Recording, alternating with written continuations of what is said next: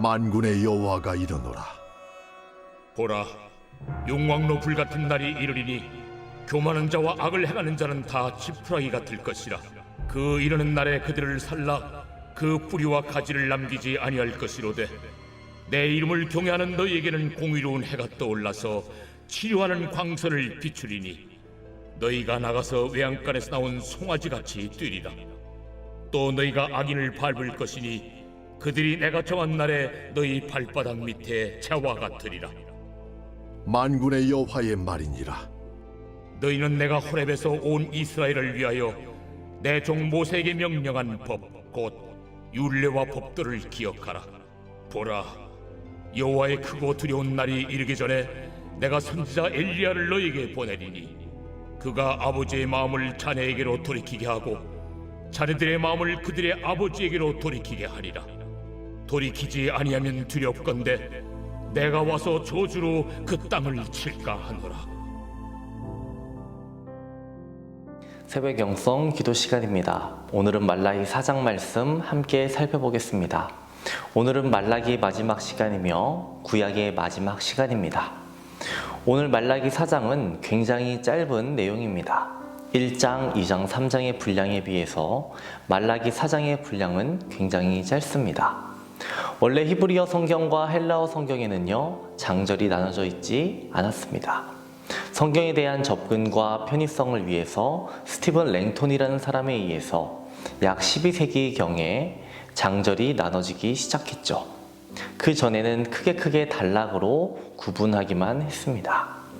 원문인 히브리어를 보면요, 4장의 내용은 3장의 후반부로 구성이 되어 있습니다. 그래서 성경 번역본 중에 새 예루살렘 번역에서는요, 4장을 3장 19절에서 24절로 분리했습니다. 내용상을 살펴봐도 4장 1절에서 3절은 3장 18절 이후에 이어지는 부분으로 보는 것이 자연스럽습니다. 그런데 왜 4장을 따로 분리했을까요? 저는 이런 생각을 해봤습니다. 우리는 구약의 마지막 페이지를 보고 있지 않습니까? 스티븐 랭톤이라는 사람이 이 마지막 페이지의 장절을 정리하면서 4장의 내용이 원문상 3장 후반부에 해당하는 것을 몰랐을까요? 그는 알았을 겁니다. 그렇다면 왜 이렇게 3장과 4장을 나눴을까요? 그는 이런 고민을 했을 것 같아요. 말라기 마지막 장이면서 동시에 구약의 마지막 장인데, 이를 통해 하나님께서 주시는 종합적인 메시지는 무엇일까? 이에 대해 고민했고 하나님께 기도하지 않았을까라는 생각이 듭니다.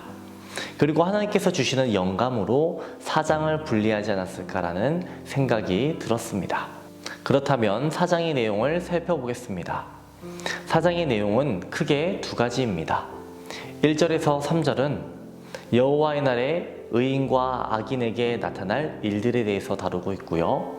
4절에서 6절은 모세와 엘리야를 언급하며 율례와 법도를 기억하라라고 말씀하고 계십니다. 1절에서 3절을 보시면 한 날에 대한 두 가지 표현이 나옵니다.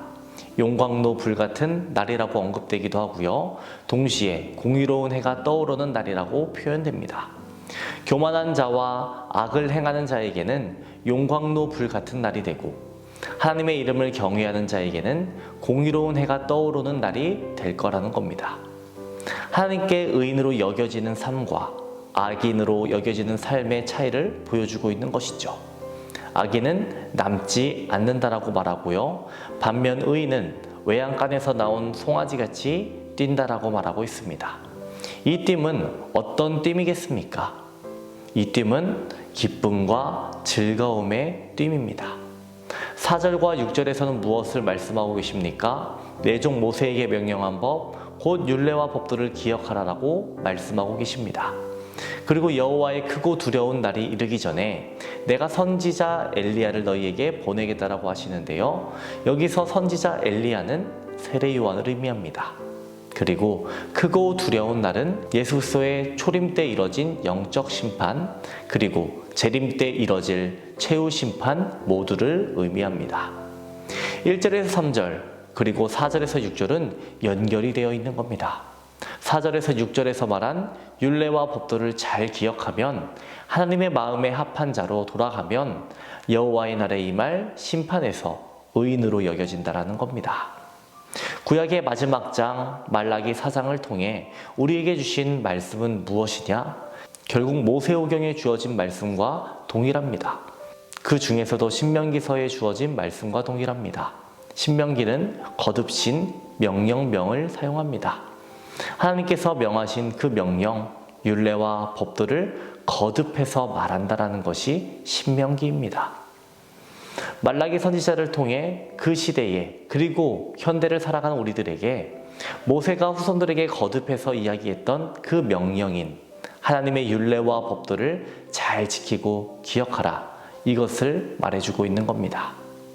하나님께서는 구약의 메시지를 통해서 일관되게 말씀하십니다. 내 율례와 법도를 지키라. 그리고 내가 정한 때에 메시아를 보내겠다.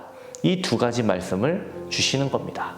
여러분, 하나님의 율례와 법도를 기억하시고 하나님 마음에 합한 자가 되시기를 주님의 이름으로 축원합니다. 오늘의 공동기도 제목은 코로나 종식을 위한 기도입니다.